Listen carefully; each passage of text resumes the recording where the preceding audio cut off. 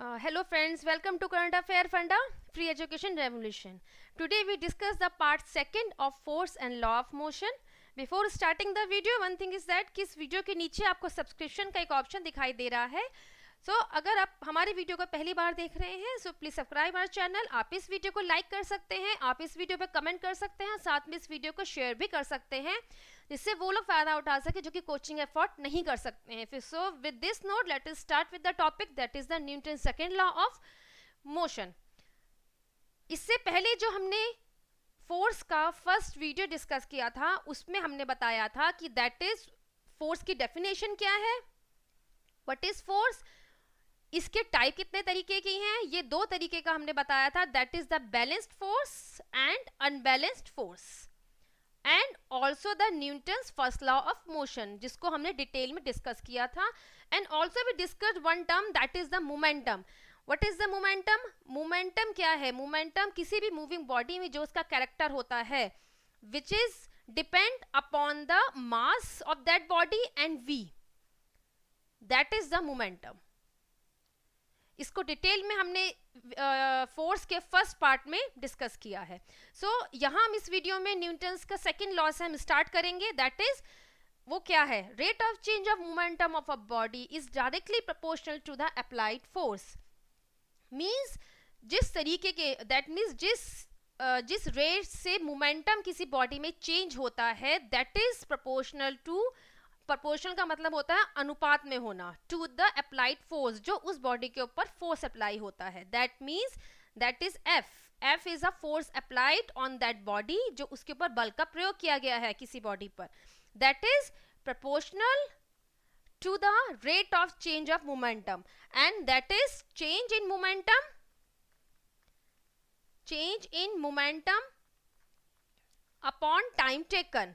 ये जो जब हम किसी भी क्वांटिटी को t से डिवाइड कर देते हैं दैट मीन्स यहाँ मैंने लिया है change in momentum which is divided by the t और द टाइम टेकन. तो ये जो क्वांटिटी आ रही है दैट इज द रेट होता है कि टाइम के अनुपात में किस तरीके से उस क्वांटिटी में चेंज आया है.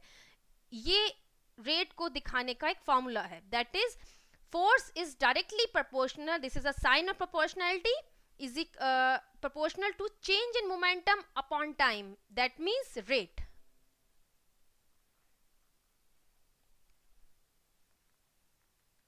This is that ये जो show कर रहा है that is the rate. So F is directly proportional to the change in momentum. What is the change in momentum? M V minus U, that is divided by T. यहां मैंने v minus you क्यों लिया है? क्योंकि momentum का formula क्या है? That is m into V. So अगर बॉडी वही की वही है, वो ऑब्जेक्ट सेम है, सो देयरफॉर m तो वहां उसका जो मास है वो कांस्टेंट रहेगा. This m denotes the mass and v is the velocity. So change in momentum क्या हुआ? चेंज इन मोमेंटम होगा because of the change in the velocity. Means उसकी इनिशियल वेलोसिटी क्या थी, उसकी कुछ टाइम के बाद उसकी फाइनल वेलोसिटी बॉडी की क्या हो गई. So therefore this v denotes the final velocity and this u is the initial velocity of the body because जो ऑब्जेक्ट है, जो बॉडी है वो सेम है. So therefore m is taken as the same, that is m bracket v minus u divided by t. So f is directly proportional to m into a and this v minus u upon t that is equal to a. जब हमने motion जो हमने video discuss किया था उसमें बताया गया था कि what is a is the acceleration and this acceleration is given by the final velocity. ये इसका एक फॉर्मूला था, final velocity minus initial velocity divided by t, that is equal to acceleration. So substitute this a, that is f is directly proportional to m into a, and इस proportionally constant को हटा के हम करेंगे f is equal to k into m into a. This k is a proportionality constant और इसकी जो SI unit होती है वो होती है 1. So therefore it is taken as 1. So यहाँ से इसका फॉर्मूला बन जाता है f is equal to m into a. You should remember this formula, that is F is equal to m into A, because इस formula पे based questions काफ़ी exam में पूछे जाते हैं. एंड अगर आपको फॉर्मूला याद है तो आप डायरेक्टली जो इसके हमें जो डाटा गिवन होगा वो हम सब्स्टिट्यूट करके न्यूमेरिकल्स में हम आंसर फाइंड आउट कर सकते हैं. Come to the next slide, that is अब इसके एप्लीकेशन कहाँ हैं. अपने डेली लाइफ में हम इन एप्लीकेशंस को कहाँ देखते हैं. That is a cricket player moves his hand backward while catching a fast cricket ball. जो क्रिकेट प्लेयर होते हैं, जैसे हमने किसी क्रिकेट मैच में नोट किया होगा, जब फील्डर बॉल को कैच करते हैं तो वो अपने हाथ को थोड़ा सा पीछे लेते हैं. वाई?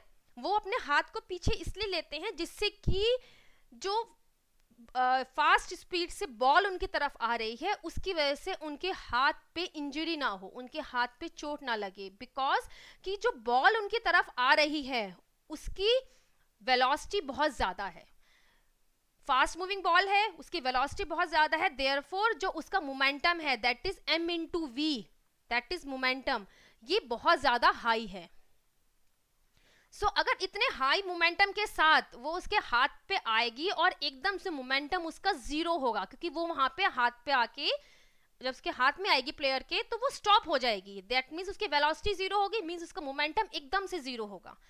सो अगर वो स्टेशनरी खड़ा होकर ही बॉल को कैच करना चाहेगा तो उसके हाथ पे चोट ज्यादा लगेगी, बिकॉज उसका मोमेंटम बॉल का बहुत हाई होगा और वो एकदम से जीरो होगा. Therefore a large force is exerted on the palm of the player.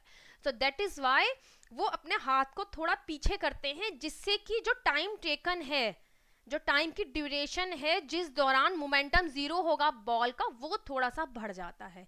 यही कारण है कि उनको हाथ पे चोट नहीं लगती है. सो विद दिस रीजन वो अपने हाथ को थोड़ा सा पीछे लेते हैं, जिससे कि जो टाइम टेकन है वो बढ़ जाए. Time taken should increase. Momentum का जो जीरो होने का जो टाइम है, जो जितना टाइम वो मोमेंटम का जीरो होने में बॉल को लगेगा वो टाइम बढ़ जाता है, वो टाइम पीरियड, वो टाइम ड्यूरेशन बढ़ जाती है ऐसा करने से. So therefore they prefer this action. Second application is during athlete meet a high jump athlete is provided a heap of sand in the ground to fall upon. इसका भी same reason है कि जब एथलीट जो high jump करके एकदम से ground पर आ रहा है तो वहां पर मोमेंटम उसका एकदम से जीरो होता है. This momentum become zero as जैसे ही वो उस ग्राउंड पे स्ट्राइक होगा. सो ज्यादा फोर्स एक्सर्ट होगा. सो देयरफॉर ही और शी मे गेट इंजर्ड. अगर वो किसी हीप होता है, ढेर, मिट्टी या रेत के ढेर पे आके उनकी लैंडिंग होगी, सो देयरफॉर वहां पे वो टाइम ड्यूरेशन बढ़ जाती है, जिससे कि मोमेंटम एकदम से जीरो नहीं होता है, it take time. So therefore वो जो वहां पे जो फोर्स एक्सर्ट होगा, वो जिस फोर्स के साथ वो ग्राउंड पे हिट होगा वो चीज कम हो जाती है. दैट इज रीजन कि जो एथलीट्स को, जो हाई जंपर होते हैं, इनको एक हीप और एक मिट्टी का ढेर प्रोवाइड किया जाता है ग्राउंड पे गिरने से पहले. All the cars have seat belt for passenger to prevent injury. जितनी भी जो कार्स होती हैं और उनमें कहा जाता है कि for the passenger safety we should tag the seat belt. वो क्यों कहा जाता है? जिससे कि कार है वो फास्ट मूव कर रही है, सो देयरफॉर उसका मोमेंटम ज्यादा है, उसका मोमेंटम ज्यादा है. Car has high momentum, car has high momentum, therefore car है पैसेंजर बैठे हैं उनका मोमेंटम भी हाई है क्योंकि वो दोनों कांटेक्ट में हैं. सो जैसे ही कार रुकती है मोमेंटम एकदम से जीरो होता है. सो पैसेंजर अगर सीट बेल्ट नहीं बांधी हुई है, सीट बेल्ट नहीं बांधी हुई है ड्यूरिंग एक्सीडेंट के दौरान जब कार एकदम से रुकेगी, सो वो ज्यादा फोर्स के साथ फॉरवर्ड डायरेक्शन में, मींस बाहर की तरफ को जाएंगे. देयरफॉर ज्यादा चोट लगने के आसार रहते हैं. अगर सीट बेल्ट बंधी होती है, सो जो ये सीट बेल्ट होती है, जैसे कि आपने नोट किया होगा, ये थोड़ा सा स्ट्रेचेबल होती हैं, तो जब जैसे पैसेंजर थोड़ा सा आगे होता है वो थोड़ा सा पीछे हो जाता है, मीन्स लिटिल बिट यहाँ पे टाइम का जो ड्यूरेशन होता है वो बढ़ जाता है। इन तीनों ही केसेस में जो रीज़न है वो सेम है, सिर्फ यहाँ पे हमने एक अपने डेली लाइफ में से एग्जाम्पल लिए हैं जिससे कि ये बताया जा सके कि न्यूटन सेकेंड लॉ कहाँ कहाँ अप्लाई होता है डेली लाइफ में। वन थिंग इज दैट कि दैट फोर्स, जो फोर्स की एसआई यूनिट है that is Newton. Force has SI unit Newton, which is denoted by N.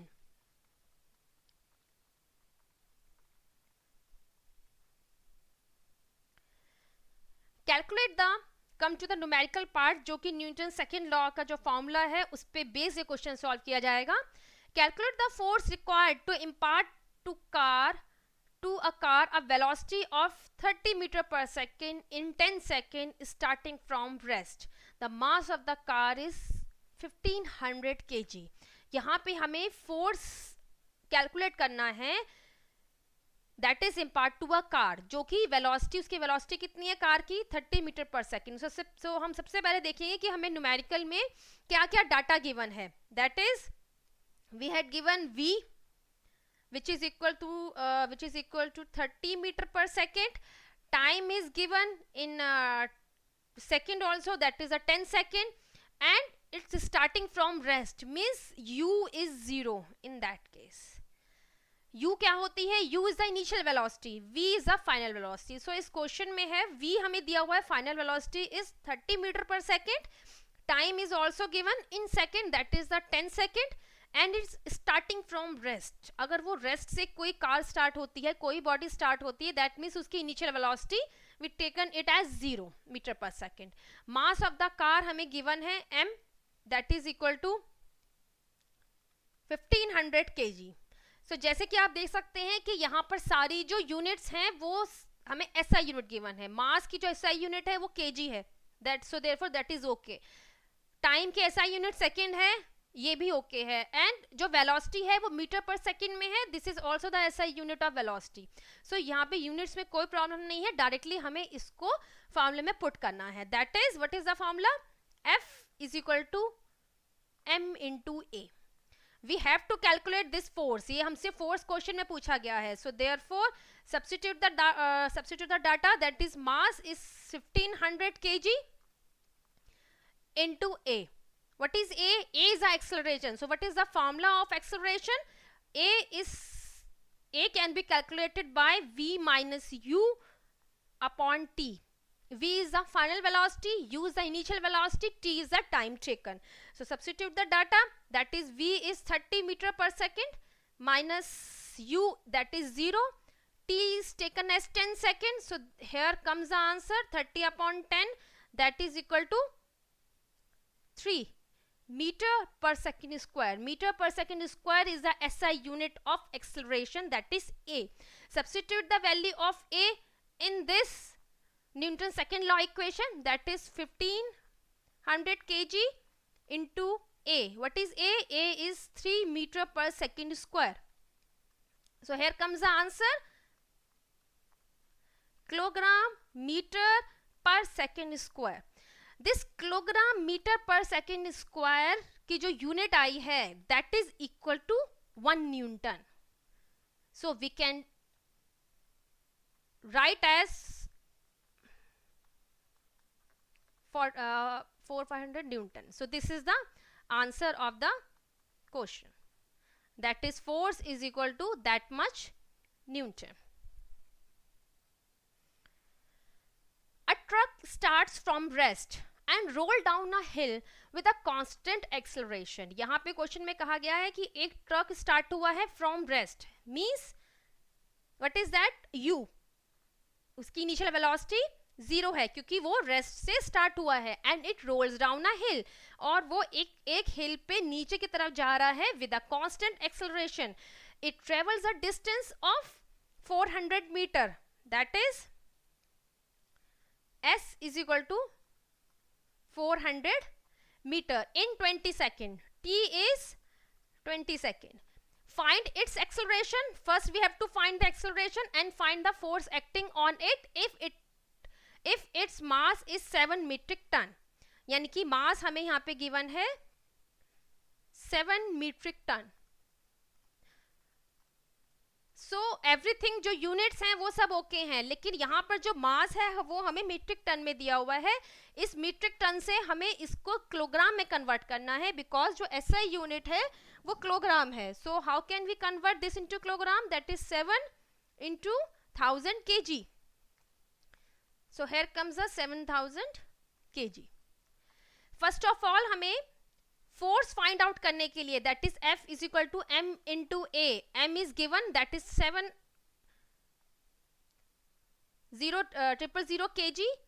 A हमें find out करना पड़ेगा। अब A find out करने के लिए हमें फॉर्मूला पुट करना है इक्वेशन ऑफ मोशंस में से, that is S is equal to UT plus half at square. This formula we have discussed in the motion videos, जिसमें हमने 3 इक्वेशंस बताई थी जो किसी बॉडी के मोशन को डिस्क्राइब करती हैं। तो उसी में से एक इक्वेशन थी ये, that is S is equal to UT plus half AT square. Substitute the data, that is 400, S is 400 meter. This term becomes 0 because U is 0. So 0 plus 1 by 2 into A and T का square है, so therefore 20 square. so इस equation को हम solve करेंगे and we get the answer, that is 400 is equal to 1 by 2 into A into 400. A can be find out by 400 into 2 divided by 400.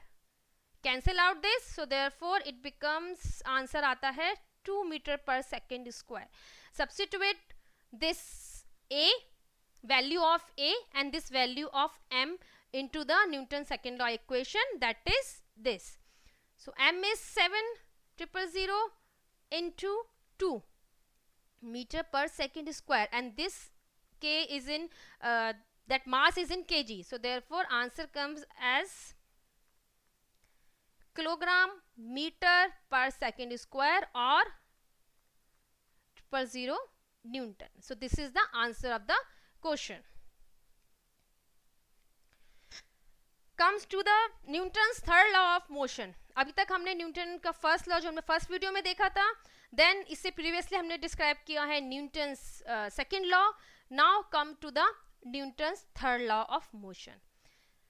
What is that?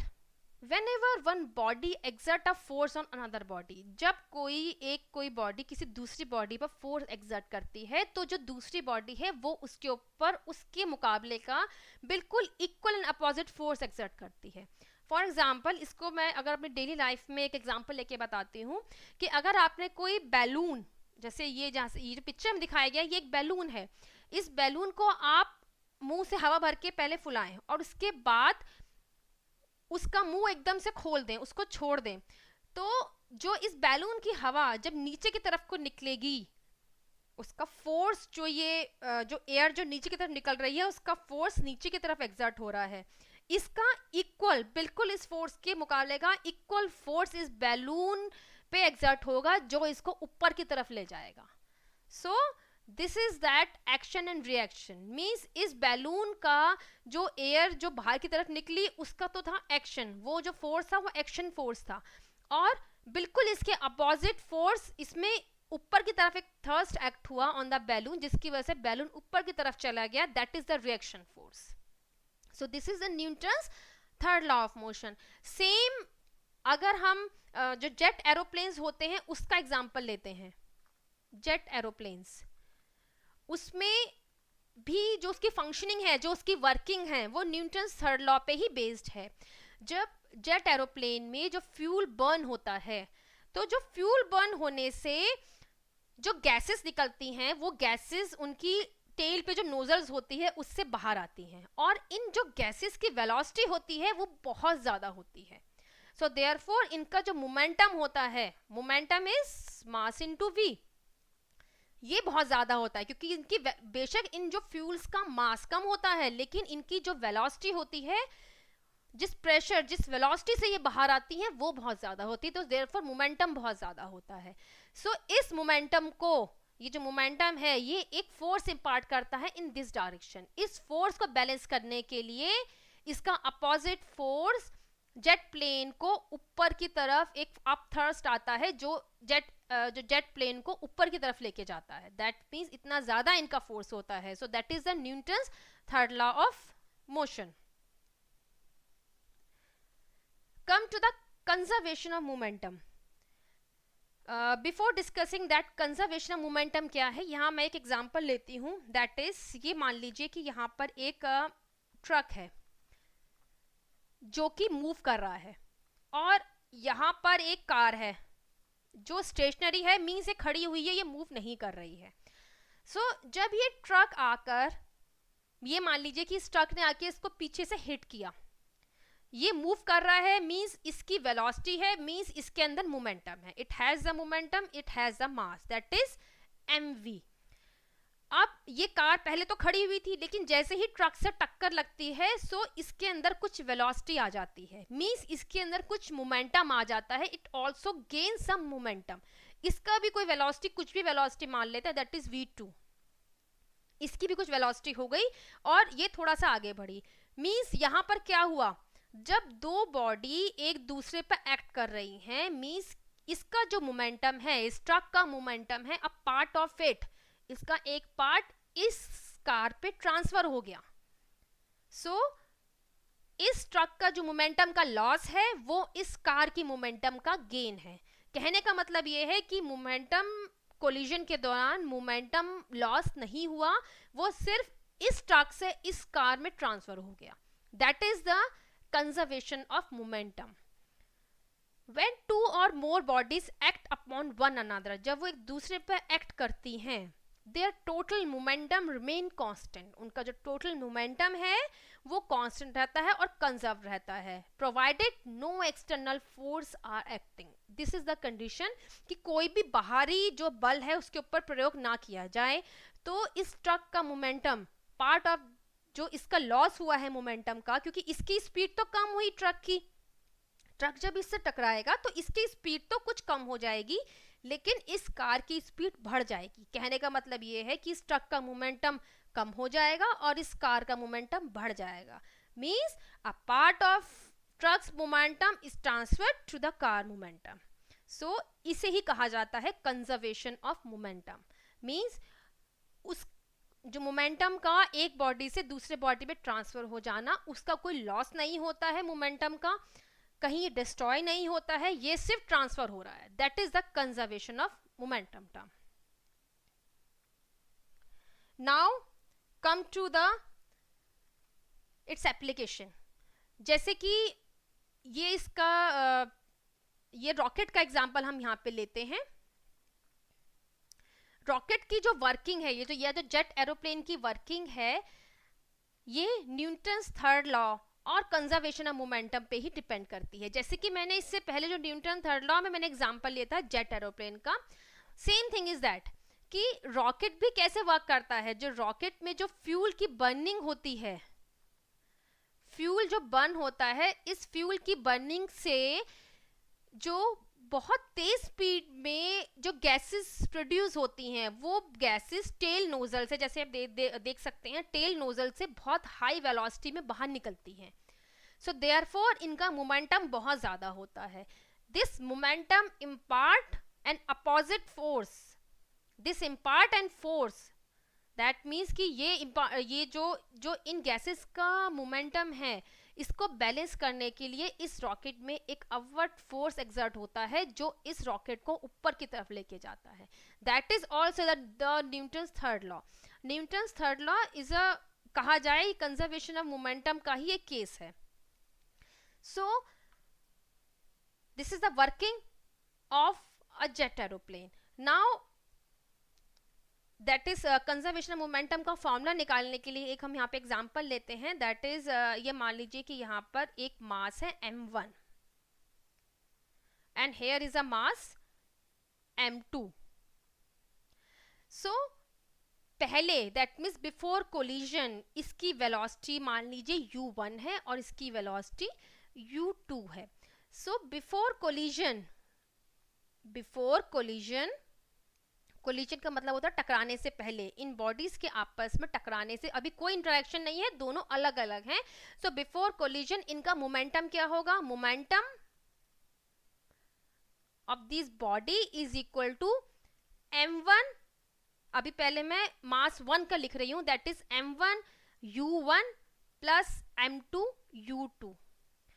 अब मान लीजिए कि इन दोनों के बीच में नेक्स्ट केस में कोलिजन हुआ, that is m1 and that is m2. now अब इनकी वेलोसिटी हो जाएगी, इसकी हो जाएगी v2 और इसकी हो जाएगी v1. so now after collision momentum is equal to, momentum किसके इक्वल हो जाएगा? that momentum is equal to m1 v1 plus m2 v2.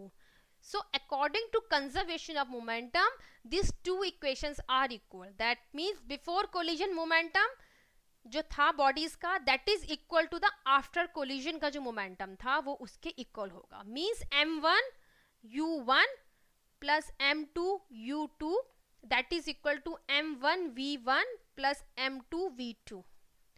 This is the equation जिसको हम आगे numerical problems में हम इसको use करेंगे. That is the conservation of momentum. Before starting the numerical problems, इससे पहले हम इसकी एक और एप्लीकेशन देखते हैं, that is the recoiling of gun. जैसे गन और बुलेट का मैं एग्जांपल लेती हूँ. जब गन के अंदर बुलेट है, सो बिफोर फायर और या फायरिंग से पहले जो बुलेट भी स्टेशनरी है और गन भी स्टेशनरी है. मीन्स दोनों ही केसेस में दोनों का जो that is u is also u1 is also 0, u2 is also 0. क्योंकि अभी फायरिंग नहीं हुई है तो गन भी स्टेशनरी है, उसमें कोई वेलोसिटी नहीं है, और जो u है दैट मीन्स जो बुलेट है उसकी वेलोसिटी, उसकी इनिशियल वेलोसिटी भी 0 है. दोनों ही केसेस में अभी वो स्थिर है, कांस्टेंट है, वो एक जगह पे टिकी हुई है. तो जैसे ही बुलेट फायर होती है वो एक वेलोसिटी गेन करती है, दैट इज v1. ये जो वेलोसिटी है, इस वेलोसिटी की वजह से अब उसमें एक मोमेंटम आ जाता है, that is mv1. This momentum, ये जो मोमेंटम है, this momentum impart a force on the gun. अब जो गन है उस गन के अंदर, वो जो गन है वो गन स्लाइटली पीछे की तरफ आती है, बिकॉज जो बुलेट है वो आगे की तरफ गई, उसकी वेलोसिटी थी that is v1 and it now it has a momentum also. Initially उसका मोमेंटम 0 था क्योंकि u, उसका जो इनिशियल वेलोसिटी थी बुलेट की, वो 0 थी. लेकिन जैसे ही उसके अंदर वेलोसिटी आती है, वो फायर होती है, तो उसके अंदर मोमेंटम आ जाता है. This momentum impart a force on the gun. इसकी वजह से क्या होता है कि गन थोड़ा सा बैकवर्ड जाती है. इस जो इसकी बैकवर्ड वेलोसिटी है of gun, this backward velocity of gun is known as recoil of gun, is known as और कॉल्ड एज रिकॉइल वेलोसिटी. इसे कहा जाता है recoil velocity of gun. So इसके ऊपर काफी न्यूमेरिकल प्रॉब्लम भी पूछे जाते हैं कि what is the recoil velocity of the gun. कुछ डाटा हमें इसमें गिवन होता है. So what is the formula of that? इसके लिए हम कौन सा फॉर्मूला यूज करेंगे? That is the momentum of bullet is equal to momentum of gun. Momentum of gun,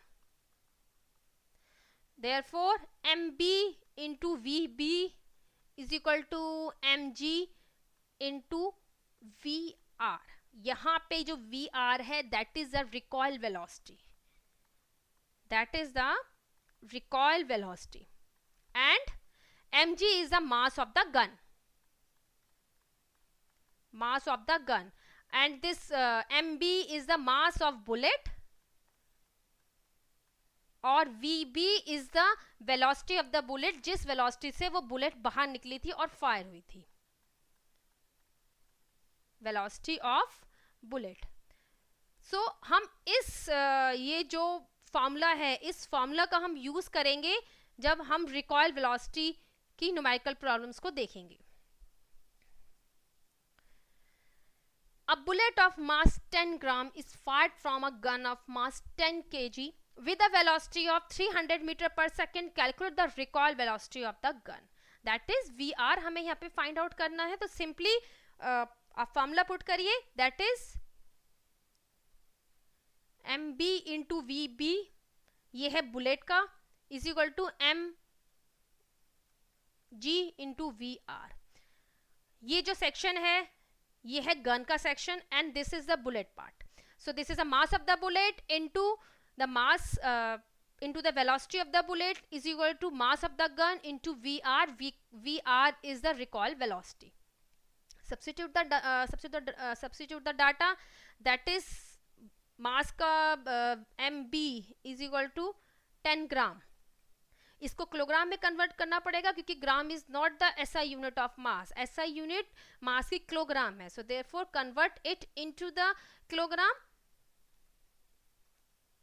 upon 1000 से इसको डिवाइड करेंगे and we get the answer in kilogram. 1 kilogram is equal to 1000 kg. Sorry, 1 kilogram is equal to 1000 gram. We get the answer 1/100 kg. Substitute the data, that is 1/100 into VB. VB is given as a bullet of mass 10 gram is fired from a gun of mass 10 kg with the velocity of 300 meter per second. So that is 300 meter per second is the VB is equal to mass of the gun is given as 10 kilogram. 10 into VR. So VR यहाँ से आ जाता है 1/100 into 300 divided by 10. That is equal to VR. So VR comes out to be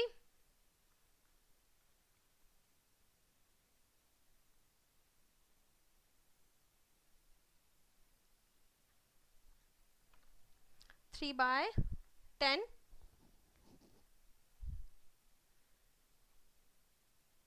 meter per second.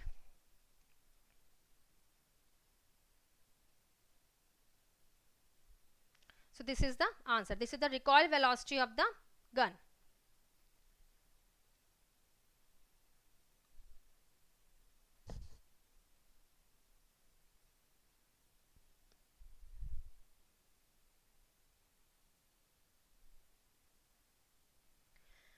A girl of mass 50 kg jumps out of a rowing boat of mass 300 kg onto the bank with a horizontal velocity of 3 meter per second. With what velocity does the boat begin to move backward? जब हम किसी boat का example देखें, मान लीजिए ये boat है और इस वक्त ये बोट पानी में है. इसके ऊपर एक गर्ल है या कोई पर्सन है. इस पर्सन को यहाँ किनारे पर आना है. सो जब ये पर्सन या फिर जब ये गर्ल किनारे पर आना चाहेगी, ये यहाँ से जंप करेगी, तो इसके पाँव से, इसके फुट से अब बैकवर्ड फोर्स एक्सर्ट होगा ऑन दिस बोट. और ये जो बोट है, इस बोट क्योंकि ये पानी के ऊपर है, ये कोई स्थिर नहीं है, ये पानी के ऊपर तैर रही है. सो देयरफॉर ये जो बोट है ये पीछे की तरफ जाएगी. Because of this action which is produced by the girls force, जो गर्ल ने जो फोर्स एक्सर्ट किया है इस बोट पे, उसका जो डायरेक्शन है वो बैकवर्ड है. ये जो बोट है ये पानी में पीछे की तरफ जाएगी. और वाइल जो ये बोट एक्सर्ट करेगी प्रेशर और फोर्स ऑन दैट गर्ल, ये होगा फॉरवर्ड डायरेक्शन में. सो देयरफॉर ये गर्ल आराम से किनारे पर आ जाएगी जंप करके. सो यहाँ हमसे क्वेश्चन में पूछा गया है, a girl of mass 50 kg jumps out of a rowing boat of mass 300 kg onto the bank. So therefore here also we apply the conservation of momentum formula, that is mass of the girl into velocity of the girl is equal to mass of the boat into the velocity of the boat. This is a conservation of momentum. This is also an application case of conservation of momentum. Substitute the data, that is mg is equal to, यहाँ पे जो girl का mass है that is 50 kg into इसकी velocity है, girl of mass 50 kg jumps out of a rowing boat of mass 300 kg onto the bank with a horizontal velocity of 3 meter per second. That is the vg, जो girl की velocity है बाहर आने की, वो 3 meter per second की है. So therefore this is 3 and this mass of the boat is given as 300 kg, that is mb into vb. We have to find the vb, that means कि किस velocity से जो boat है वो पीछे की तरफ आ रही है. This is that vb that we have to find out. So 50 into 3 divided by 300 is equal to vb.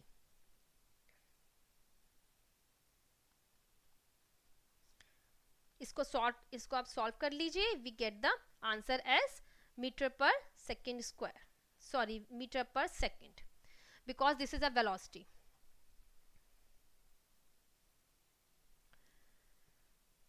So with this we end the fourth chapter. Next chapter is the gravitation, and in which we discuss about the force of gravitation and the laws of gravitation. अगर आपको video पसंद आया है तो आप इस video को like कर सकते हैं, इस वीडियो पे आप कमेंट भी दे सकते हैं, साथ में इस वीडियो को आप शेयर भी कर सकते हैं. ये हमारा करंट अफेयर पेज है, दूसरा करंट अफेयर ग्रुप, जहाँ पे अपने क्यूरीज डाल सकते हैं. जो हमारे एक्सपर्टीज है वो डेफिनेटली इसको सॉर्ट आउट करने में आपकी हेल्प करेंगे. Thanks for listening me. Have a nice day.